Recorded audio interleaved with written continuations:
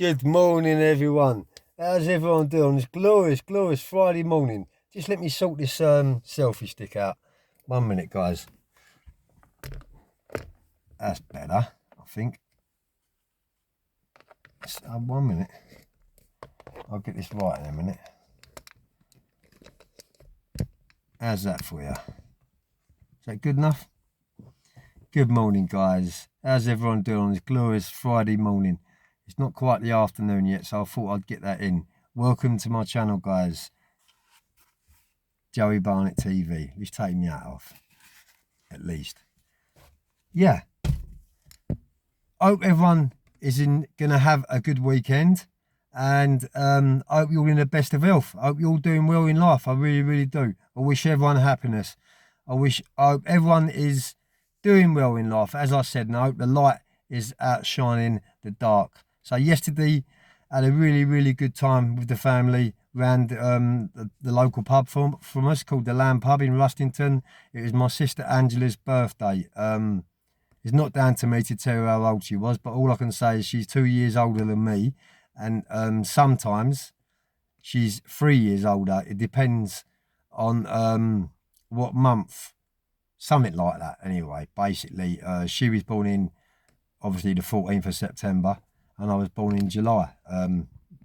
So yeah, next year I'll be catching up to her again, and then a few months later, after July in September, she'll be overtaking me again. It's one of them ones. It's always been like that with me and my sister Angela. But yeah, we had a lovely time, a lovely bit of grub, had a few brandies, a few sherbets, and my missus had a nice time too, and so did Lucas. So yeah, and thank you for all the positive comments what you give me underneath the video which I uploaded last night. Anyway, guys, as I said, I wish everyone the best. I hope you all have a good weekend, and I'm not going to bang on too much about that. So what this video is going to be about is miscarriage of justice. In other words, someone got found guilty of a charge which they was not guilty of in reality, and they got sentenced, and something happened to them on that sentence. Something very bad, something very severe, and something which they will carry for the rest of their lives. So this is about my co-defendant's first cousin, and his name is Irvin. Now, I know that Yammy B knows Irvin pretty well, and I know he's been round me and Irvin quite a few times on different sentences. I'm not too sure whether Yammy was there when the incident actually happened. So basically, what happened was Irvin got arrested for a grape. Now, let's just say that Irvin was settled down with his missus, and he had a couple of kids. He had his own business.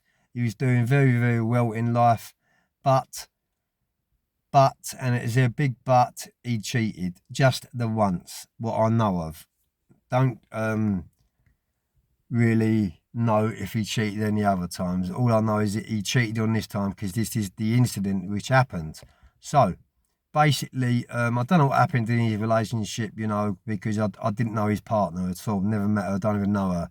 But I know Irvin through my co-defendant Lionel. It's his first cousin. So yeah, I knew him outside, know Irvin outside. And when I went away in 1999, I was in Belmarsh, and Irvin was in there. Now, I think he was doing an IPP sentence, which is indeterminate public protection. In other words, life with a small tariff. I think it was like 5 years or 6 years or something like that. But he went way past his tariff. I think he ended up doing 13 or 14 years out of it. So we're talking about 1999 now. Now, when I see him in Belmarsh, he's pretty dark in complexion anyway. He's Jamaican, so he's pretty dark. But he had been blinded in one eye, and he had an horrific burn. Horrific. When I say horrific, I mean horrific. Someone done him in Swellside. I wasn't there when this happened. I'm not too sure whether Yami was there. I haven't spoken to him about it, but Yami knows quite a bit about it because he mentioned it to me the other day. And just to jog my memory a little bit, this is why I'm making this video. So I don't know if Yami was there. He might have just been there. I don't know. But basically, Irving got found guilty of a rape now, or grape. Sorry about that. Now let me just stress this, and I do want to stress this. You know, I think rapists are the scum of the earth. They're the lowest form of society you could ever get. Anything to do with women and kids and elderly people, as far as I'm concerned, you're an out and out wrong 'un. But Irving wasn't. He wasn't. What he done was stupid. It was a mistake. What cost him very, very dearly. He booked up in an Airbnb breakfast and rung up for a brass. I'm not going to mention anything else on that. All I can say is she was a brass. Now, they done what they done during the night. Irving woke up the next morning hungover, you know, hadn't had much sleep, I shouldn't think, on the old bugle, and she had gone. The brass had disappeared. This is what happened. So the brass disappeared. Irving put his clothes on, had a shower firstly, put his clothes on and went into his pocket and found that his wallet had been stolen, which is probably a regular thing what happens with them type of people, especially brasses, you know. Most of them are on drugs. Most of them have got addictions. I don't really want to go into that too much. But what I'm talking to you about is obviously about Irving. His wallet got taken. A few days later, he met her again in his area, in the town centre, and I believe that he gave her a slap around the face. Just a slap, a bitch slap. I'm not justifying that, and I'm not saying it's right, because it's totally wrong to hit any women or kids or elderly people. You know, I've never done it myself, but that's what he done for stealing his wallet, which really is doable, you know. As I say, I'm not saying it's right, but I can understand why he smacked her. Let's put it that way. He smacked her around the head. That night, his door went through. The police pulled him in, took him into the police station and questioned him over this grape. Now, obviously, you know, he admitted that he had intercourse with her because his DNA and her DNA was all over each other. So she justified that he'd slept with her, which, you know, it's makes me sick to the core. It really does. But she went on the old screamer and she screamed grape. Now, because of his DNA was there, and he admitted that he rang her up and he had intercourse with her, he actually got found guilty of the grape. Now, I know for a fact that Irving is no grapist by any way, shape or form. That's just not what he's all about. He's got a family, he's got money, he's got his own business, he's doing well in life. He just made one mistake by getting the brass. What that done was that got him a massive sentence. I don't know whether it is like, I don't know how long he got for it, to be totally honest with you. But what I do know is when I'd met him in 1999, he'd been away for about 7 or 8 years, and Yami was with us too in there in Belmarsh. But yeah, he went to Swellside and was in the kitchen. Someone boiled up a pot of fat, and I mean a big, massive Dutch pot of fat, boiled it up to the brim, put a bag of sugar in it, and done Irving straight in the face. Now, he got rushed out to hospital and got kept in hospital, and obviously lost his eye, completely blinded him. They had to remove his eye. I think it was his right eye. And he had to have a skin graft. He had to go back to the hospital time and time again to have skin graft because his face was literally hanging off.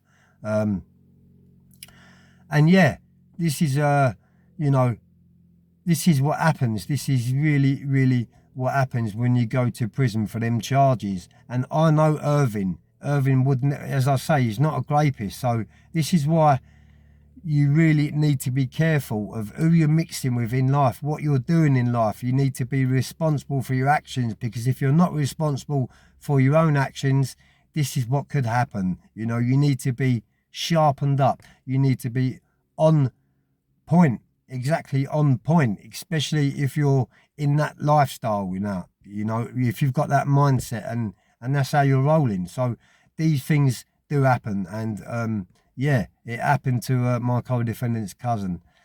That's just one miscarriage of justice. There's many, many, many others.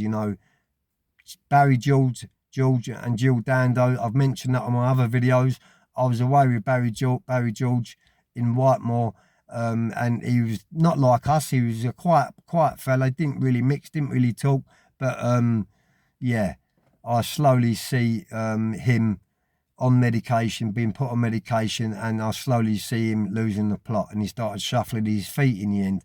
And the reason why they done that to him was to keep him hush, so that on his appeal he couldn't defend himself. But as we all know now, Barry George got out. I don't know how long he done, a couple of years, but he got out, sued them, and got compensation. There's 2 miscarriages of justice straight away. There is so many others. I'm going to leave this video here, guys, and I hope you all enjoy my content. I like to bring different content, talking about different things, but everything I talk about on my channel, as all my viewers know, is true, 100% true. It's not an opinion, it's not Chinese whispers, it's all facts. So I'll be back at you again this afternoon, uploading more content, because I'm in one of them moods.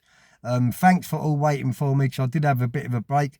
The reason why I'm not at work today is because I finished my job off, and I'm going back to start a new job on Monday, and there's another 2 weeks what I'm going to be doing, and that's just the next house in Red Hill. So yeah, just having a few days off to help the missus out, and spend a bit of time around the family. Hope everyone has a good weekend, man. I hope you all enjoy my content. Welcome, everyone's welcome on my channel. Please don't forget to share, subscribe to keep my channel alive, and all the rest of it, guys. Have a good weekend, man. Peace.